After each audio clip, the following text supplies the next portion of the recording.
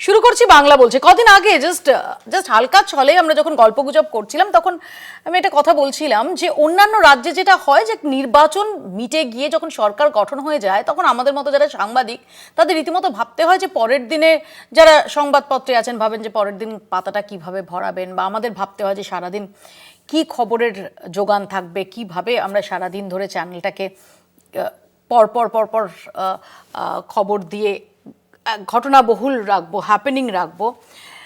বাংলায় কিন্তু ভোট মিটলেও ঘটনা প্রবাহের কোনো শেষ নেই, এবং গত 3 দিন ধরে যে জল্পনাটা দানা বাঁধছিল তৃণমূল কংগ্রেসের জন্য, যে আশঙ্কার মেঘটা ক্রমশ ঘনঘোর হচ্ছিল, সেটাই বাস্তবে পরিণত হলো।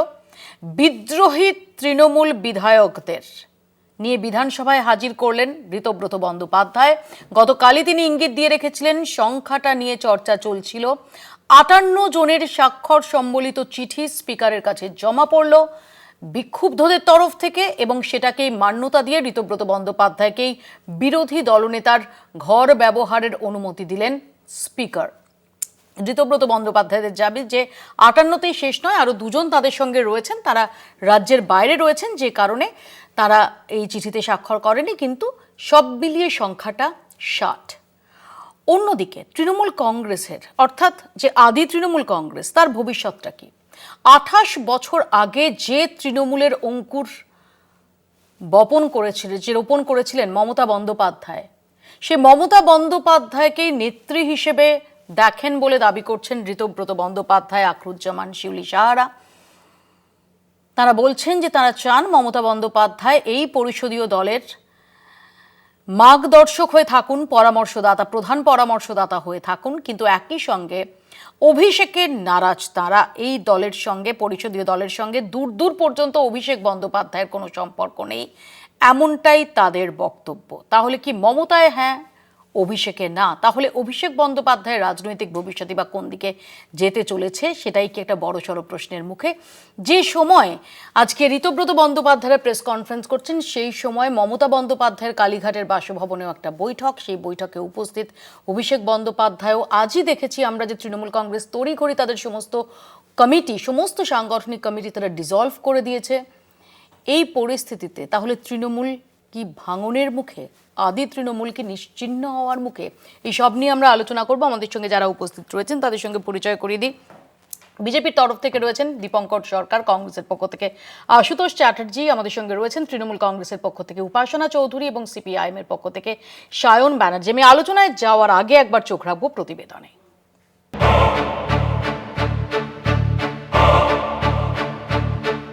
আপাতত 60 জনের যে তৃণমূল কংগ্রেসের প্রধান বিরোধী দল, সেই প্রধান বিরোধী দলের যে সমস্ত যারা আছেন, এই 60 জন সবার কাছেই আমরা কৃতজ্ঞ, এবং আজকে থেকে বিরোধী দল হিসেবে আমরা আমাদের পথ চলা শুরু করলাম।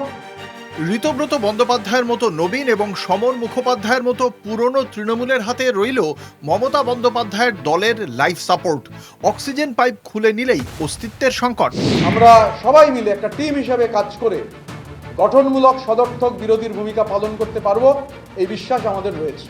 বুধবারই 58 জন নির্বাচিত বিধায়কের সই করা চিঠি অধ্যক্ষের হাতে জমা দেন তৃণমূলের বিদ্রোহীরা। তখনই স্পষ্ট হয় তৃণমূলের ভাঙন অবশ্যম্ভাবী। তবে দল কিভাবে ভাঙবে, কত টুকরো হবে, তা এখনই হলফ করে বলা যাচ্ছে না, কেননা বিদ্রোহীরা মমতা বন্দ্যোপাধ্যায়কেই তাঁদের নেত্রী হিসেবে ঘোষণা করেছেন। মাননীয়া মমতা বন্দ্যোপাধ্যায়কে আমাদের এই পরিষদীয় দলের প্রধান পরামর্শদাতা হিসেবে থাকবার অনুরোধ জানাচ্ছি। আমরা নিশ্চিতভাবে তার পরামর্শ পেলে আমরা গঠনমূলক এবং সদর্থক বিরোধীর ভূমিকা ভালোভাবে পালন করতে পারবো, এ নিয়ে কোনো সংশয় নেই।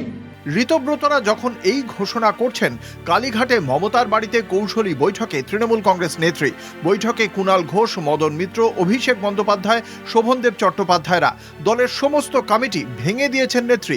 কিন্তু সংগঠনের রাশ কার হাতে থাকবে? যারা সই করেছেন এ বিষয়ে আমি এখন কোনো কথা বলবো না।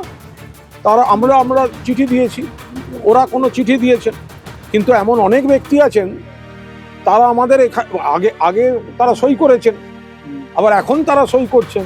তা একই ব্যক্তি 1 মাসের এমএলএ, তারা যদি 2 জায়গায় সই করেন, এগুলো আমরা তারপরে সংসদীয় রীতি কি আছে, পরিষদীয় নীতি কি আছে, আইনে কি আছে, এটা দুটো চিঠি জমা পড়েছে, এবার পার্টি আলোচনা করে দেখা।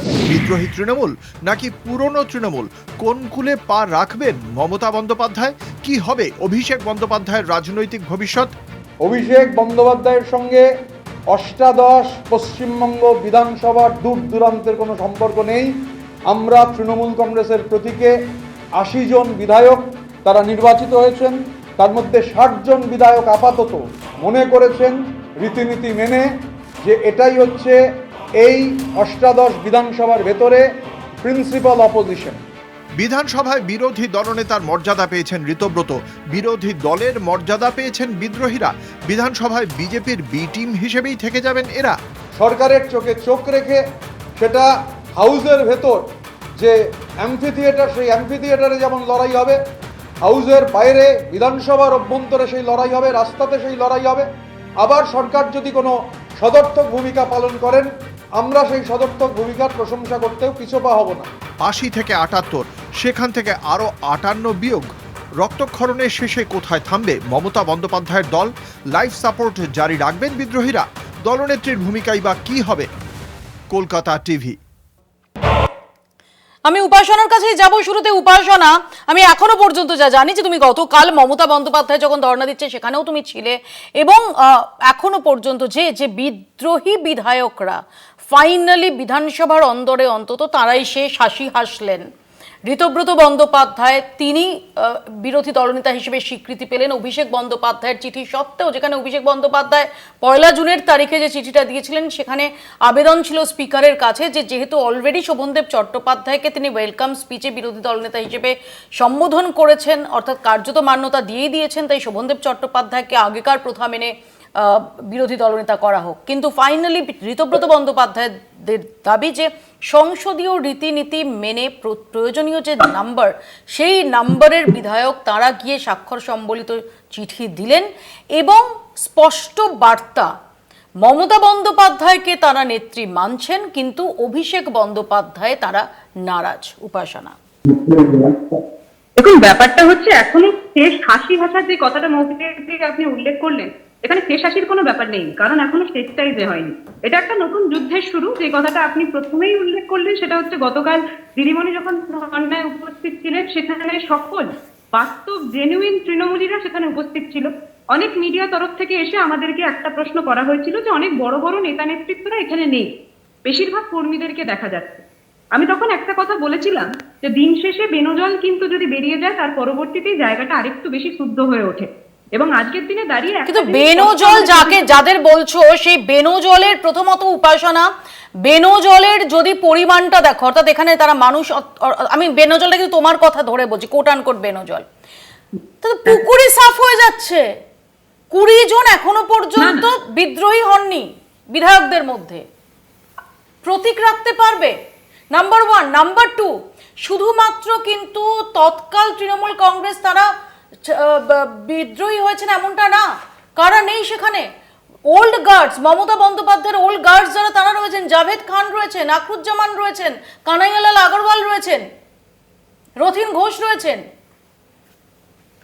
দেখুন মৌপিয়াদি, প্রথমে কিছু লোকজনকে ইডি, সিবিআই, সিআইডি বিভিন্ন প্রক্রিয়ায় ভয় দেখিয়ে তার পরবর্তীতে যেইভাবে স্বাক্ষরটা নেওয়া হয়েছে, আমরা সবাই কিন্তু একটা বাস্তব সময়ের অপেক্ষা করছি।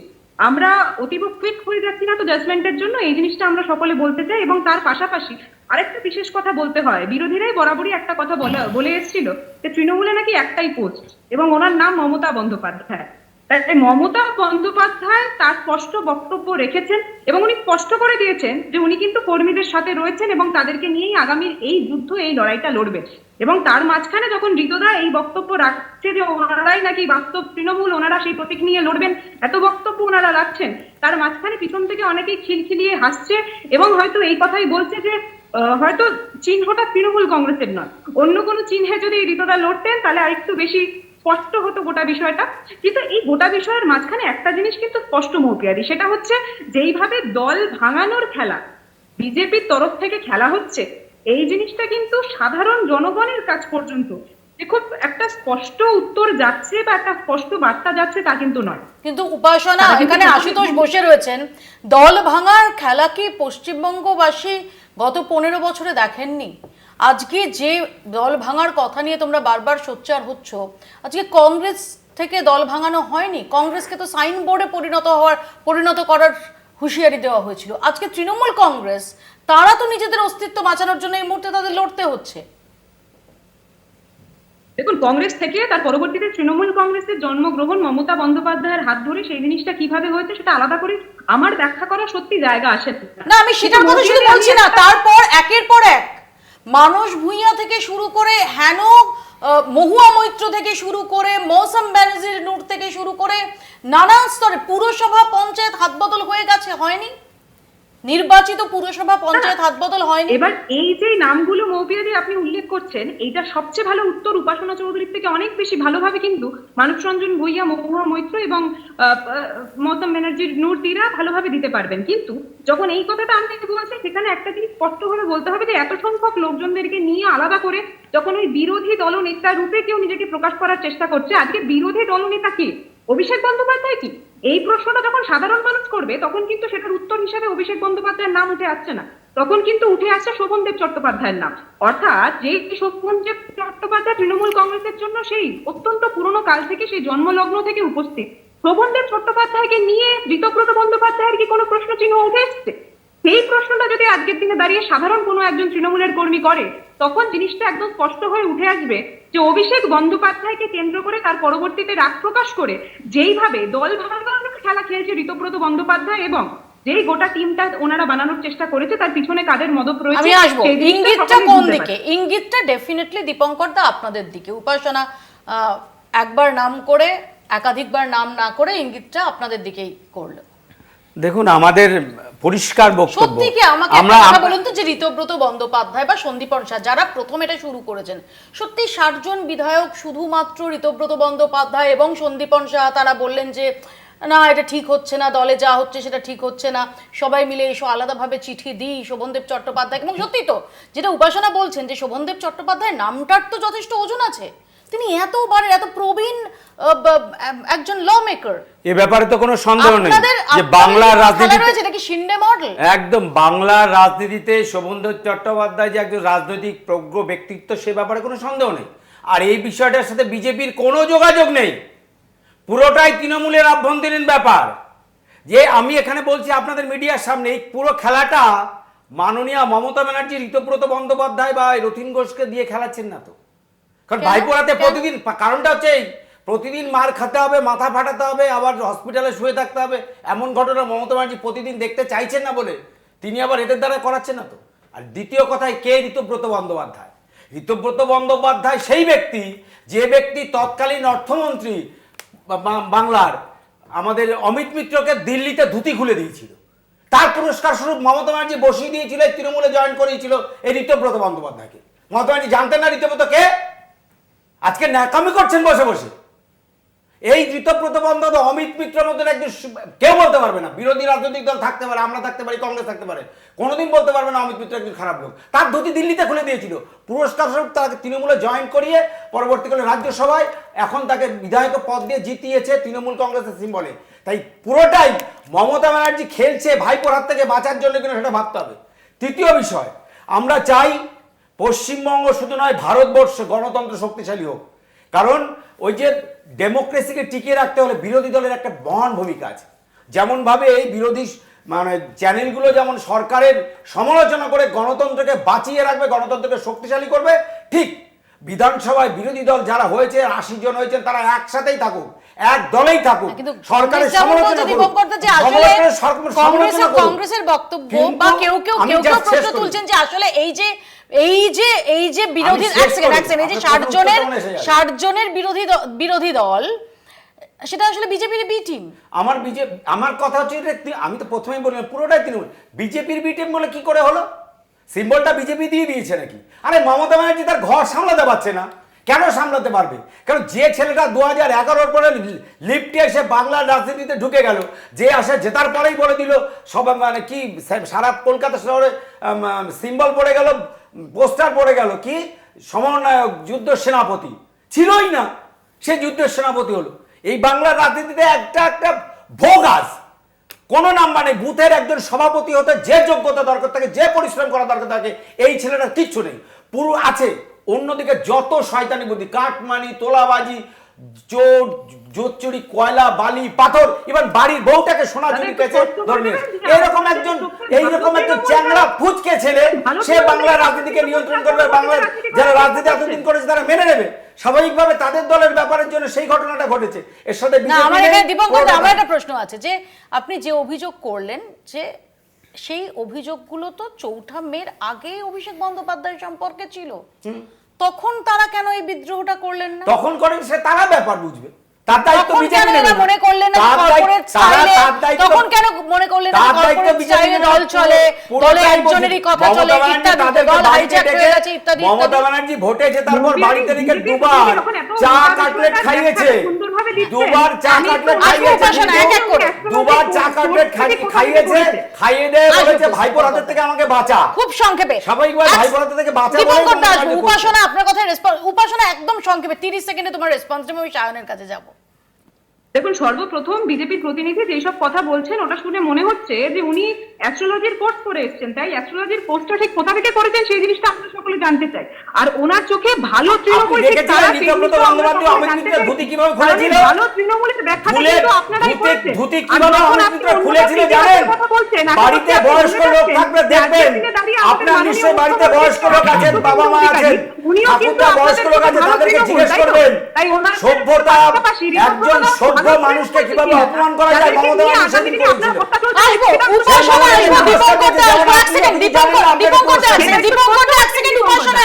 আমি দুজনকে থামাচ্ছি, আমি সায়নের কাছে যাই। সায়ন, যে মমতা বন্দ্যোপাধ্যায় সিপিআইএম সরকারের পতন ঘটিয়েছিলেন, 34 বছরের বাম জমানার অবসান ঘটেছিল এই মমতা বন্দ্যোপাধ্যায়ের হাত ধরে। এবং আবারও বলছি, আজকে মমতা বন্দ্যোপাধ্যায় সম্পর্কে যত সমালোচনার জায়গা থাক না কেন, যত প্রশ্নের জায়গা থাক না কেন, মমতা বন্দ্যোপাধ্যায়ের যে রাজনৈতিক লড়াই সেটাকে কিন্তু তার বিরোধীরা তারাও একটা স্তর পর্যন্ত তারা সম্মান করেন। ঘটনাচক্রে আজকে সেই মমতা বন্দ্যোপাধ্যায়ের হাতে দলের রাশ থাকবে কি থাকবে না, এমনকি প্রতীকটা অবধি থাকবে কি থাকবে না, এটা নিয়ে যে প্রশ্ন উঠছে, সেই প্রশ্ন ওঠার মূল কারিগর সিপিআইএম থেকে বহিষ্কৃত একজন ঋতব্রত বন্দ্যোপাধ্যায়, যিনি সম্প্রতি তৃণমূল থেকেও বহিষ্কৃত হয়েছেন, কিন্তু এই মুহূর্তে তৃণমূলের বেশিরভাগ বিধায়ক তারা ঋতব্রতর সঙ্গেই। মুপিয়াদি, প্রথম কথা হচ্ছে একটা গানের লাইন মনে পড়ে যাচ্ছে, ওই যে যাওয়ার বেলায় দেখা হলো কথা হলো না। তৃণমূলটা শেষ অব্দি যে চলে যাবে এটা তো ইনএভিটেবল ছিল, কিন্তু তৃণমূল যে এত তাড়াতাড়ি উঠে যাবে এটা আমরা হয়তো কেউ বুঝতে পারিনি। কিন্তু তৃণমূল উঠে যাবে এটা বাস্তব ছিল, কিন্তু তৃণমূলটা এত তাড়াতাড়ি উঠে যাবে আমরা বুঝতে পারিনি। কিন্তু বিশ্বাস করো মুপিয়াদি, তোমার শোতে বহুদিন ধরে বিভিন্ন শোতে গেছি, বিভিন্ন সময় বিভিন্ন তৃণমূলের মুখপাত্রদেরকে দেখেছি। আমি আজকের সন্ধ্যাবেলায় আমার পুরানো তৃণমূল কংগ্রেসের মুখপাত্র বন্ধুদেরকে প্রচন্ড মিস করছি। এই যাদের সাথে এতদিন বিতর্ক করেছি, যারা এতদিন ধরে গলা ফাটিয়েছে, এত কিছু করেছে, আর তাদেরকে মিস করছি, 1 নম্বর কথা। 2 নম্বর কথা হচ্ছে দল ভাঙানোর কথা হচ্ছিল, তো এই যাকে বিরোধী দলনেতা নিয়ে আলোচনা হচ্ছে, যাকে বিরোধী দলনেতা করা হয়েছে, 2014 সালে আমাদের রাজ্যসভার ক্যান্ডিডেট ছিল। 2014 সালে প্রথমবারের জন্য পশ্চিমবাংলার রাজনীতিতে হর্স ট্রেডিং হয়েছিল, এমএলএ কেনাবেচা করা হয়েছিল রাজ্যসভার ভোটে জেতানোর জন্য। সেই সময় থেকে শুরু হয়েছিল এই দল ভাঙানোর খেলা। গোটা পশ্চিমবাংলার মানুষ আমরা জানি। বিরোধী দল রাখবো না, কোনো বিরোধী রাখবো না, বিরোধী শূন্য করে দেবো। কংগ্রেস ক্যালেন্ডার হয়ে যাবে, সিপিআইএম কে দূরবীন দিয়ে খুঁজতে হবে, বিরোধী শূন্য, পৌরসভা বিরোধী শূন্য, কোনো বিরোধী থাকবে না, পঞ্চায়েত বিরোধী শূন্য, জেলা পরিষদ বিরোধী শূন্য। আসলেই বিরোধী শূন্য করবার মনোভাব তৃণমূল কংগ্রেসের আগ্রাসী শাসন, সে আগ্রাসী শাসনের শেষ যা হওয়ার তাই হয়েছে। কিন্তু মোপিয়াদি, খুব ইন্টারেস্টিং ফ্যাক্ট, 1998 সালে কংগ্রেস ভেঙে তৃণমূল কংগ্রেস তৈরি হয়েছিল শাসক সিপিআইএম কে ক্ষমতাচ্যুত করবার জন্য। 2026 সালে তৃণমূল কংগ্রেস ভেঙে নব্য তৃণমূল কংগ্রেস তৈরি করা হচ্ছে বা হয়েছে বিরোধী পরিসরে উঠে আসা বামেদেরকে আটকানোর জন্য। আমি আবার আমার কথা রিপিট করছি, 1998 সালে কংগ্রেস ভেঙে তৃণমূল কংগ্রেস তৈরি করা হয়েছিল। সেই সময় একটু বোঝার চেষ্টা করি কারণ এখন যে পরিস্থিতি তাতে তো তৃণমূল, তুমিই বললে দলটাই উঠে যাচ্ছে, তোমার কথা মতো যে দলটা উঠে যাচ্ছে, না, তুমি দেখতে যে এই দলটাই যে- যদি উঠে যায়, দলটাই এই যে- যদি দুর্বল হয়ে যায়, তাহলে সিপিআইএম কে পরাস্ত করার জন্য এই দুটো ভাগ কেন হলো? এই দুটো থিওরি তো তার মধ্যে তো কন্ট্রাডিকশন রয়েছে না? আনুগত্যের বিরোধী দল বিধানসভার অভ্যন্তরে হাজার হোক, আমরা মানি আর না মানি, এটা তো একটা বিরোধী রাজনৈতিক শিবির বিধানসভার অভ্যন্তরে। ফলে শাসক তার আনুগত্যের বিরোধী দল খুঁজে পেয়েছে বা শাসক তার আনুগত্যের বিরোধী তৈরি করতে পেরেছে, এটা অবশ্যই তাদের একটা বিশাল বড় ক্রেডিট কেউ দিলেই দিতে পারে। কিন্তু যে কথা আমরা এতদিন ধরে বলেছিলাম আজকে দিনের আলোর মতো পরিষ্কার, যে আদর্শগত ভিত্তি মজবুত না হলে বিজেপির বিরুদ্ধে লড়াই কেউ করতে পারবে না। এই যে রাঘব চাড্ডা দিনের পর দিন সমোসার দাম, দিনের পর দিন এয়ারপোর্টে কত টাকায় সিঙ্গারা বিক্রি হবে, এইসব ঝালমুড়ির গল্প করেছেন, তারপর 2/3 অংশের 2/3 নিয়ে গিয়ে রাজ্যসভায় যোগদান করেছেন। সেই একই ঘটনা তুমি আজ খেয়াল করো, 2/3 গিয়ে বিজেপিতে জয়েন করলো না, কিন্তু 2/3 গিয়ে বিরোধী দল হয়ে গেল। আচ্ছা মফিয়াদি, এতটাই কাকতালীয় বঙ্গভবনে মুখ্যমন্ত্রীর সাথে আজকের বিরোধী দলনেতার সেই হঠাৎ বৈঠক, দেখা, হঠাৎ এতটাই দেখা। কাকতালীয়। আচ্ছা মফিয়াদি আমি খালি একটা খালি প্রশ্ন রাখছি সবার সামনে, রাজ্যবাসীর সামনে, সংক্ষেপে যে এই যে তৃণমূল কংগ্রেসের একটাই পোস্ট, বাকি সব ল্যাম্প পোস্ট, এটা বাস্তব। কিন্তু ঋতব্রত ব্যানার্জির ডাকে 5 জন তৃণমূলের বিধায়ক এক জায়গায় হতে পারে না, তাহলে এই বিপুল পরিমাণ তৃণমূলের বিধায়ককে এক জায়গায় করলো কে? মমতা কে ব্যানার্জি পিছন করেছে, থেকে এটা তো খেললো? আমি বললাম। 1998 সালে ঠিক, মমতা বিজেপি আর ব্যানার্জি RSS চেয়েছেন, ভাই বরাবর থেকে দুজনে মিলে বাঁচতে থাকবে, তৃণমূলের জন্ম থাকবো। দিয়েছিল। আমি আজকে আসবো, শায়ন আসবো, 2026 সালে শায়ন আসবো, এই দীপঙ্কর একই আসবো, খেলা আপনি এক সেকেন্ড, একটু CPIM আশুতোষের কাছে কাটানোর আসি, জন্য। এক সেকেন্ড, একটু আশুতোষের কাছে আসবি। আশুতোষের কাছে আসার আগে শুধু অধীর রঞ্জন চৌধুরীর বক্তব্যটা একটু শোনাবো। কি বলছেন অধীর রঞ্জন চৌধুরী? অর্থাৎ মমতা, দেখুন যে খেলায় আপনি নিজেকে মনে করতেন রপ্ত হয়েছেন, যে খেলার উদ্দামতায় ঔদ্ধত্যে আপনি ডিজে বাজাতেন খেলা হবে বলে, সেই ডিজের আওয়াজ নিশ্চয়ই আপনার কানে পৌঁছাচ্ছে। সেদিন খেলোয়াড় যারা খেলতো, তাদের আম্পায়ার রেফারি ছিলেন আপনি। আজ যারা খেলছে, যারা খেলোয়াড়, তাদের আম্পায়ার বা রেফারি হয়েছে বিজেপি। ফারাকটা এইটুকুই।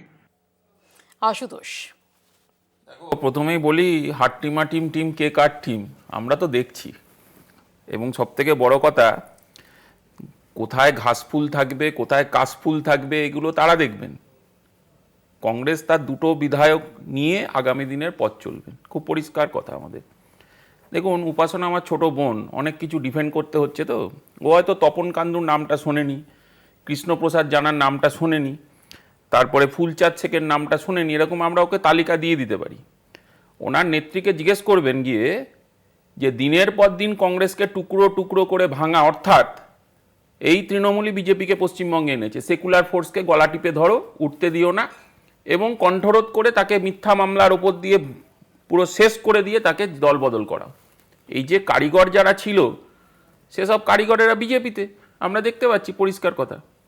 এবং এত আলোচনা হচ্ছে, আমি বলতে চাইছি, হয় এটা জেনে বুঝে হচ্ছে, তৃণমূল তার দলের ভেতরে থেকে স্ট্র্যাটেজি হতে পারে, অথবা একনাথ মডেল হতে পারে।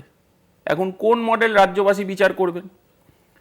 কিন্তু আমরা মনে করি যে বিজেপি নিশ্চয়ই চায় যে পশ্চিমবঙ্গে এমন একটা বিরোধী দল থাকুক যেটা রিমোট কন্ট্রোলটা থাকবে, 14 তলায় রিমোট কন্ট্রোল থাকবে, যে চ্যানেল দেখতে চাইবে সেই চ্যানেল দেখবে, যে বিরোধিতা রাস্তায় নেমে করতে বলা হচ্ছে কোন টপিকটাও সিলেক্ট করে দেওয়া হবে, ভাই তোমরা এইভাবে নামো, তোমরা মানে হাতে ঝান্ডা নিয়ে নামবে না হাতে ডান্ডা নিয়ে নামবে সেটাও ঠিক করে দেওয়া হবে। এবং সবথেকে বড় কথা, একটা জিনিস বলতে তো আজকে কোনো দ্বিধা নেই, আমরা তো প্রথম দিন থেকে বলছি, তোমার শোতে কতবার আমরা বলেছি, যে গ্রাসরুটের নেতা, রুট লেভেলের নেতা, ছাত্র যুব করে ওঠা নেতা ভার্সেস কর্পোরেটগিরি চলছিল। তো বাংলার মানুষ দেখিয়ে দিয়েছে যে কর্পোরেট নেতাদের যে কোনো জায়গা নেই, কর্পোরেট প্যাকেজের যে কোনো জায়গা নেই। যারা নেতাগিরি করছিলেন তারা পাড়ার কোনো ছেলেকে কোনোদিনও ব্লাড কার্ড দিয়েছে কিনা আমার সন্দেহ আছে। আমি তো ছাত্র পরিষদের সভাপতি ছিলাম, এদেরকে চিনি আমি খুব ভালো করে, কোন কলেজ গেটে ঘুরে বেড়াতো, কোথায় কি করে বেড়াতো আমরা খুব ভালো জানি। এবং সবথেকে বড় কথা, দম্ভ এবং যে সুবিধাবাদী রাজনৈতিক দখলদারি, বিরোধী শূন্য করে দাও, কাউকে রাজনীতি করতে দেওয়া যাবে না, তার পতন আমি একটা ছোট্ট বিরতি আমাকে নিতে হবে। ছোট্ট একটা বিরতির পর থেকে এই প্রসঙ্গে আমরা আলোচনায় ফিরবো, যে এই যে ক্রমাগত ক্ষমতায় থাকাকালীন ক্রমাগত বিরোধী পরিসরটাকে আরো হ্রাস করে নেওয়ার প্রবণতা, এটার কি ফাইনালি এই মুহূর্তে দাঁড়িয়ে সেই ইতিহাসের পুনরাবৃত্তি হতে চলেছে? ছোট্ট একটা ব্রেকের পর ফিরছি, দেখতে থাকুন বাংলা বলছে। ফিরে এলাম বিরতির পর। ঋতব্রত বন্দ্যোপাধ্যায়কে বিরোধী দলনেতা করার দাবিতে যে স্পিকারের কাছে 58 বিধায়কের স্বাক্ষর সহ চিঠি জমা দিয়েছিলেন বিদ্রোহী বিধায়করা, সেই বিদ্রোহী বিধায়কদের যে দাবি সেটাই মান্যতা পেল, যে আবেদন সেটাই মান্যতা পেল, এবং অভিষেক বন্দ্যোপাধ্যায়ের যে চিঠি সেটা খারিজ হয়ে গেল। সব মিলিয়ে এই নির্বাচন পরবর্তী সময়ে একে একে মুখ খুলছিলেন তৃণমূল কংগ্রেসের একাধিক বিদ্রোহী, কিন্তু এই বিরোধী দলনেতা ইস্যুকে কেন্দ্র করে তৃণমূলে একদম আড়াআড়ি ভাঙন এসে গেল। দেখুন, যাদের এত দুঃখ, যাদের পার্টির প্রতি এত বক্তব্য, তারা কষ্ট করে পার্টির এমএলএটা কেন হলেন এইটুকু কেউ বুঝিয়ে দেবেন? তৃণমূল খারাপ, আমি অমুক শুনবো না, আমাদের অমুক শুনতে হবে না। 1 মাস আগে মনে পড়লো না যখন তৃণমূলের ক্যান্ডিডেটের ভোটে দাঁড়াবার জন্য আমায় ভোট দিন, আমি মমতা ব্যানার্জির প্রার্থী বলে ঘুরছিলেন। চৌঠা মে রাজ্যে রাজনৈতিক পালাবদল। 15 বছরের শাসন শেষে তৃণমূল জামানার পতন। তার 1 মাসও কাটলো না, একেবারে ভিত নড়ে গেল কংগ্রেস ভেঙে তৈরি তৃণমূল কংগ্রেসের। গদ্দারি করছে তৃণমূলটাকে ভাঙবার জন্য। আমি বলি, ঈশ্বর আল্লাহ তেরে নাম সবকো সুমতি দে ভগবান। কি এমন হলো যে তৃণমূল কংগ্রেস দলটার অস্তিত্ব নিয়ে প্রশ্ন উঠে গেল? কেন ঋতব্রত বা সন্দীপনের মতো বিধায়কেরা এত দ্রুত বিদ্রোহীর শক্তি পেলেন? নেপথ্যে কে বা কারা?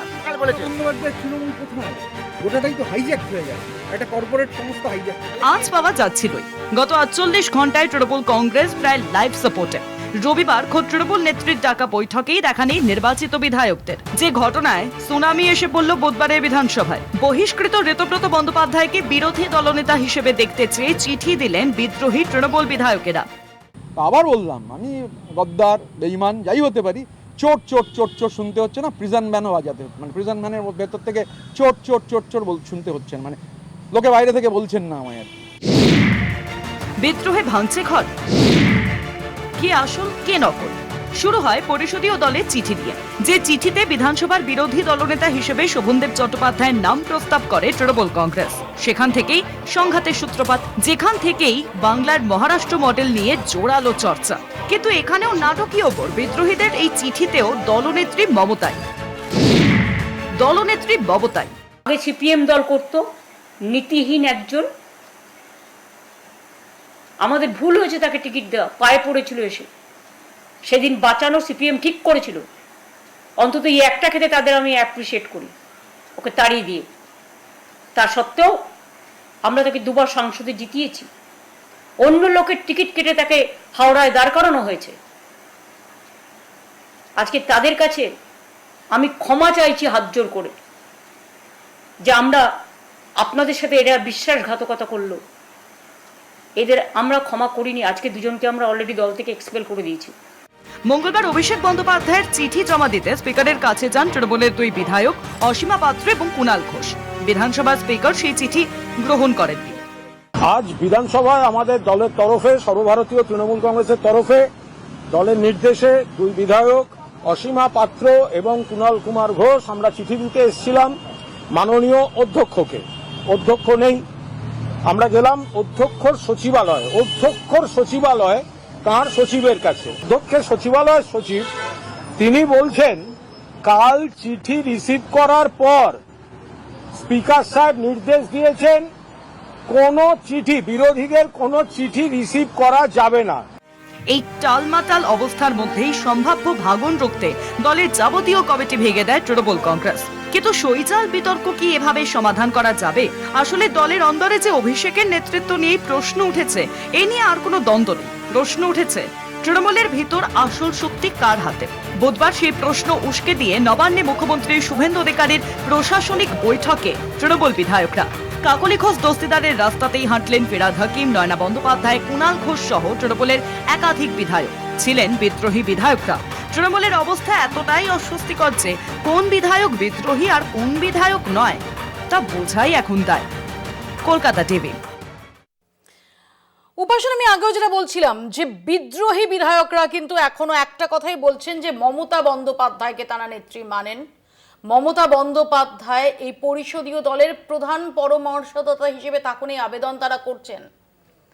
সরাসরি তাদের নিশানায় অভিষেক বন্দ্যোপাধ্যায়।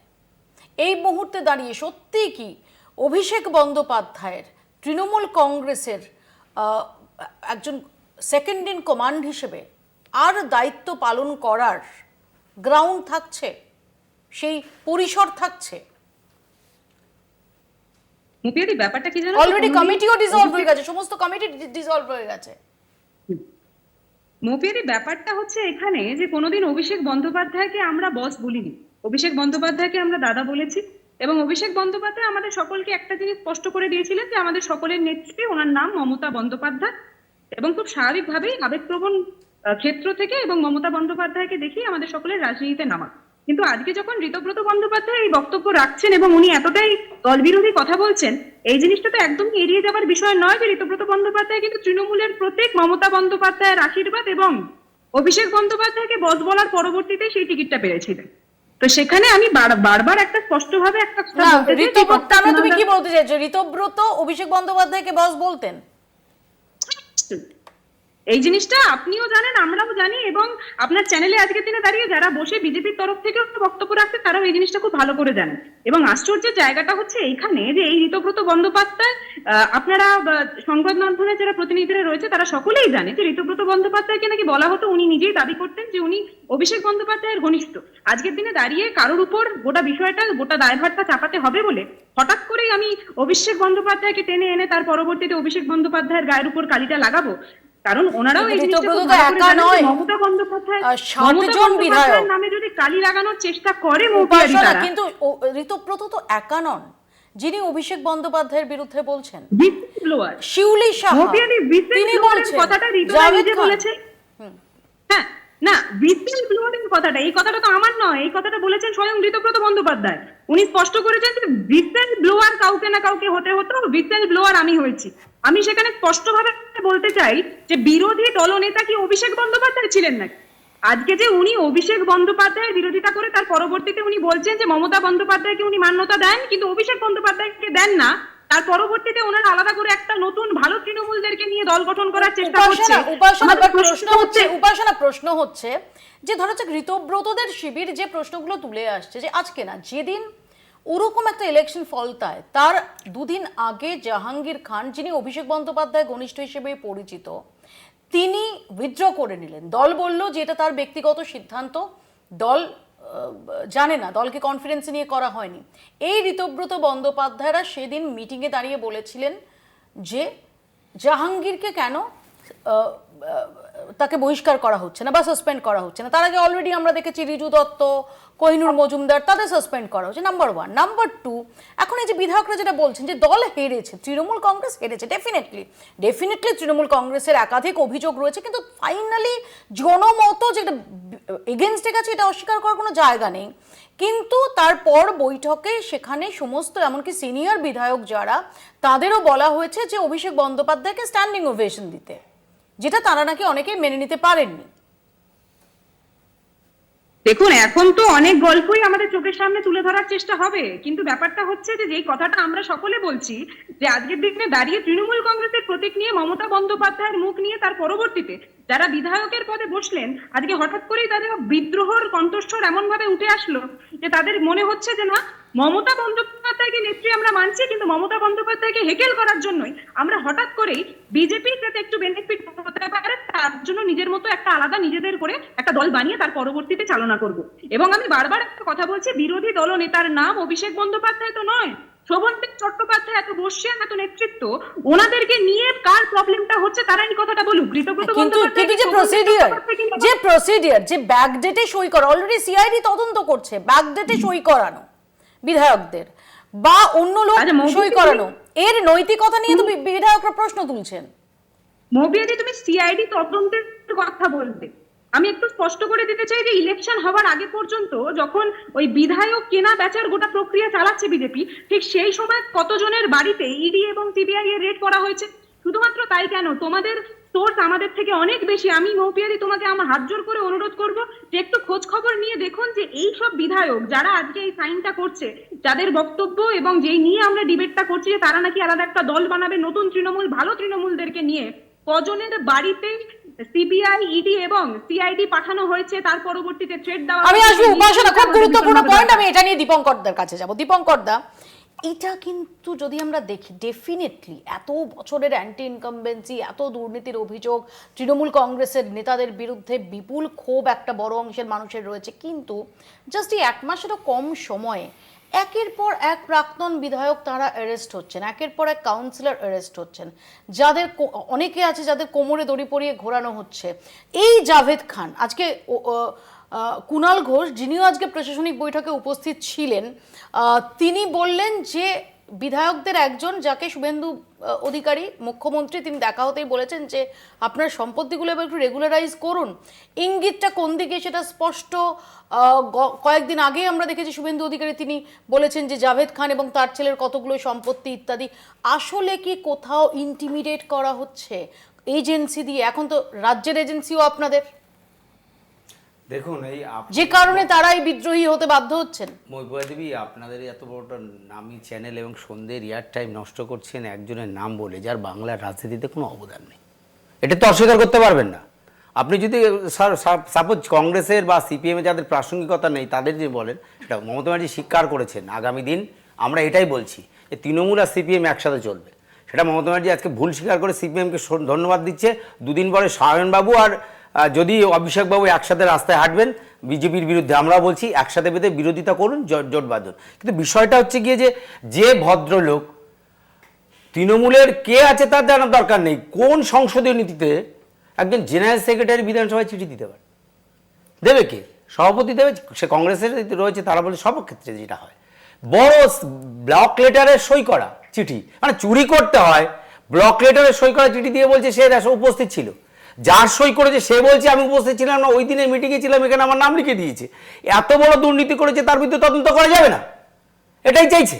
তাহলে এর বিরুদ্ধে যে সিবিআই সিআইডি তদন্ত করে, তাহলে আপনি বলবেন যে এজেন্সি দিয়ে করছে, এটা কি ঠিক? তাহলে করা যাবে না। তাহলে এই যে পার্ট বাই পার্ট একটা মানে যার একটা প্রাসঙ্গিকতা নেই। ভাবুন তো, আজকে মমতা ব্যানার্জির কোনো দায়বদ্ধতা নেই। মমতা ব্যানার্জি 2011 থেকে শুরু করে কেন একটা ছাত্র নির্বাচন কলেজে করেনি? আমি কথাটা বলবো, কারণ আমরা ছাত্র রাজনীতি করে এখানে এসেছি। মাথা ফাটানো, জেল খাটা, রাজনীতি করা, রক্ত দেওয়া, প্রতিটা বিন্দুতে এই কলকাতা শহরের রাস্তায় কলেজের সামনে দাঁড়িয়ে দিয়েছি। কিন্তু ছাত্র রাজনীতি কেন স্টুডেন্ট ইউনিয়ন ইলেকশনগুলো হয়নি? শুধু ও নয়, পঞ্চায়েতে ছাড়ুন, কোঅপারেটিভ নির্বাচন নেই, মাদ্রাসা বোর্ডের নির্বাচন নেই, কোনো জায়গায় কোনো নির্বাচন নেই। সমস্ত নির্বাচনগুলো তুলে দিলেন। কেন তুলে দিলেন? কেন তুলে দিলেন? গণতান্ত্রিক প্রক্রিয়ার কথা বলছেন। আজকে বিরোধী দলের নেতাকে 104 বার হাইকোর্টে যেতে হয়েছে কলকাতা শহরে মিছিল মিটিং ধর্ণা দেওয়ার জন্য। অস্বীকার করতে পারবেন? আজকে 104 বার হাইকোর্ট যদি পারমিশন না দিত, বিরোধী দলের রাজনৈতিক কর্মকাণ্ড থাকতোই না পশ্চিমবঙ্গে। মমতা ব্যানার্জি তো বলেছেন, কলকাতা পুলিশ তাকে টাইম দিয়ে বলেছেন। অর্থাৎ আমরা চাই বিরোধী দল থাকুক, তারা করুক, আর বিরোধীদের দলের মধ্যে আভ্যন্তরীণ বিষয়ে আমাদের কোনো মাথা ব্যথা নেই, এটা পরিষ্কার। আমি জাস্ট একটু শোনাই যে শোভনদেব চট্টোপাধ্যায়, অর্থাৎ যার বিরোধী দল, যাকে বিরোধী দলনেতা করার প্রস্তাব, সেটা খারিজ হয়ে গেল এবং ঋতব্রত বন্দ্যোপাধ্যায় তিনি বিরোধী দলনেতার মান্যতা পেলেন। সেই শোভনদেব চট্টোপাধ্যায় যখন কালীঘাট থেকে বেরোচ্ছেন, তিনি কি বললেন? আমি এইটুকু বলতে পারি, আমার কোনো লোক নাই, আমাকে দেওয়া হয়েছে, তাই আমি যখন কোনো দলের কাছে কিছু চাইনি, দেওয়া হয়েছিল, নেই দল থাকবে ভেরি মাছ থাকবে, মানুষ আছে আমাদের সঙ্গে, মানুষ আছে আমাদের সঙ্গে, দল থাকবে। 58 জন মমতা বন্দ্যোপাধ্যায়ের সঙ্গে মানুষ আছে। আশুতোষ, শোভনদেব চট্টোপাধ্যায় আজকেও দাঁড়িয়ে বলছেন যে দল থাকবে, মমতা বন্দ্যোপাধ্যায়ের সঙ্গে মানুষ আছে। আমরা কালকে একাধিক কর্মী যাদের মমতা বন্দ্যোপাধ্যায়ের আশপাশে গত 15 বছরে দেখা যায়নি, 15 বছরে যে তার কথা মতো আমার টেলিউড টলিউড, তাদের কালকে আমরা দেখতে পাইনি। অনেক বিধায়ক, সাংসদ, তাদের আমরা দেখতে পাইনি। কিন্তু কিছু কর্মী তারাও কালকে একই রকম বক্তব্য রেখেছেন যে না, আমরা মমতা বন্দ্যোপাধ্যায়কে দেখে দলটা করি, মমতা বন্দ্যোপাধ্যায়কে দেখেই দল করব এবং আমরা দলের সঙ্গে আছি, থাকবো। দেখো, যখন আমি ছাত্র পরিষদের সভাপতি ছিলাম, মৌপিয়া তুমি তো জানবে ভালো করে, যে সেই সময় ওই 14-র পর থেকে আর কি কলেজ ইলেকশনগুলো সব বন্ধ করে দিল। ঠিকই বলেছেন। এবং কলেজ নির্বাচন বন্ধ, ইউনিভার্সিটি নির্বাচন বন্ধ, ছাত্র নেতৃত্ব উঠে আসছে না। এই যে ভ্যাকুমটা তৈরি হলো তাতে কিছু কর্পোরেট গাধা ঢুকে গেল। এখন দেখো, গাধা তো পিটিয়ে ঘোড়া করা যায় না, আমরা জানি। ফেসবুক টুইটারে সময় কাটিয়ে দিচ্ছে জীবন। এবং সবথেকে বড় কথা, ঠিকই তো বলেছো, ইউসুফ পাঠান কোথায় ভাই? কোথায় আছে? গুজরাটে আছে। তারপরে কি নাম আমাদের সায়নী পিসি, উনি কোথায় আছেন? দেখতে পাচ্ছি না তো।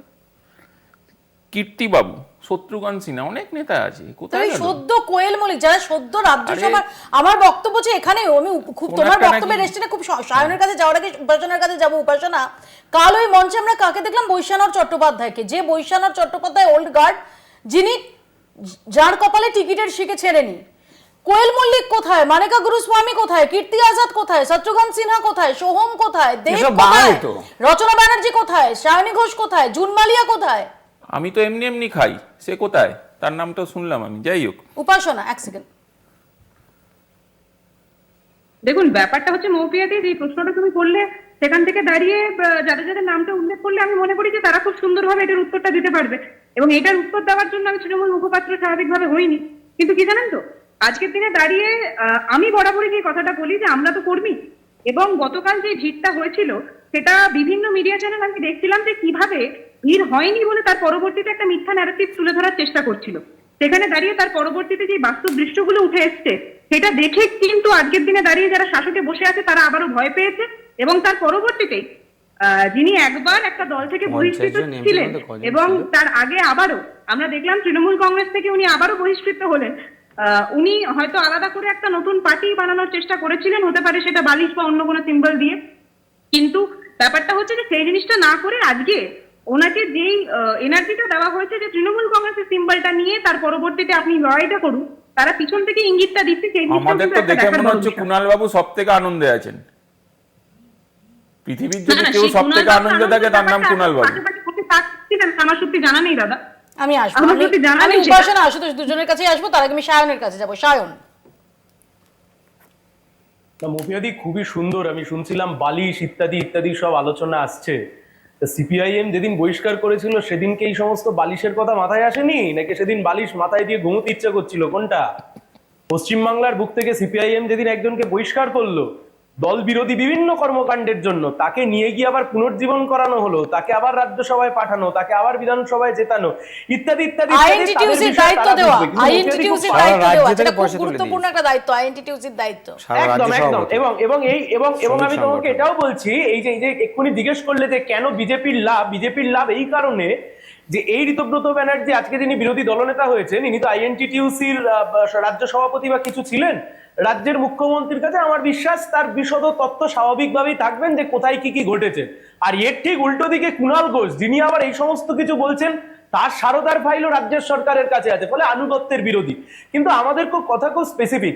মুভিতে আমরা 34 বছর সরকার চালিয়েছি, তৃণমূল 15 বছর, 34 বছর সরকার চালানোর পরে তোমার নিশ্চয়ই মনে আছে হাওড়ায় প্রথম লোকসভার উপনির্বাচন হয়েছিল। বিজেপি গিয়ে 11th আওয়ারে তাদের প্রার্থীকে উইথড্র করে, তৃণমূল মাত্র 25,000 ভোটে জিতেছিল। 15 বছর সিপিআইএম ক্ষমতায় নেই, কিন্তু সিপিআইএম দলটা আছে।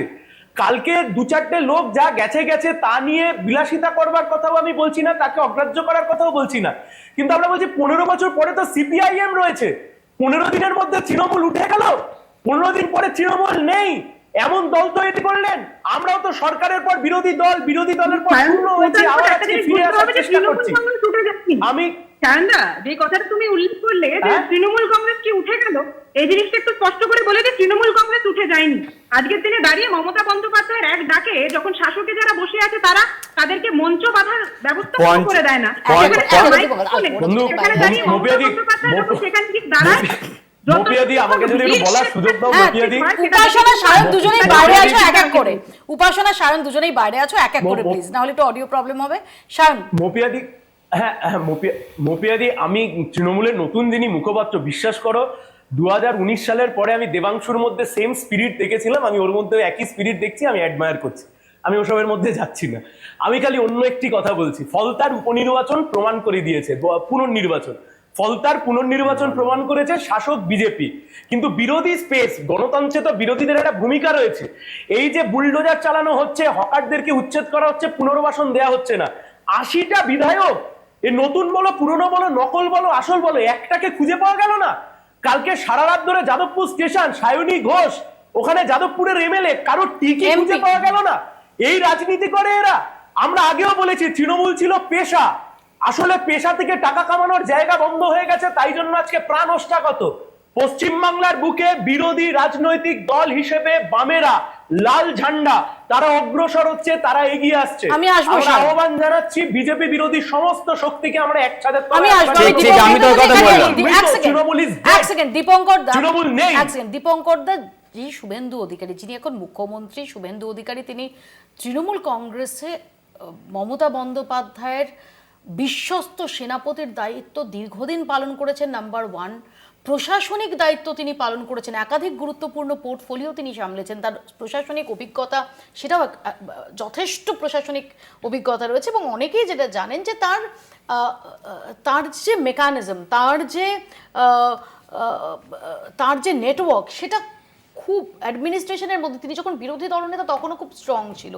কোথাও কি এই যে বিদ্রোহী বিধায়করা, আমি আবারও আগে যে প্রশ্নটা করছিলাম সেটাই আরেকবার আপনার কাছে নিয়ে যাবো, যে সত্যি কি আপনার মনে হয় যে বিদ্রোহী বিধায়করা তারা শুধুমাত্রই ঋতব্রতর কথায়, শুধুমাত্রই মমতা বন্দ্যোপাধ্যায়ের প্রতি অভিমানে এবং অভিষেক বন্দ্যোপাধ্যায়কে অপছন্দ করে বা তাতে নারাজ হয়ে তারা চলে গেলেন?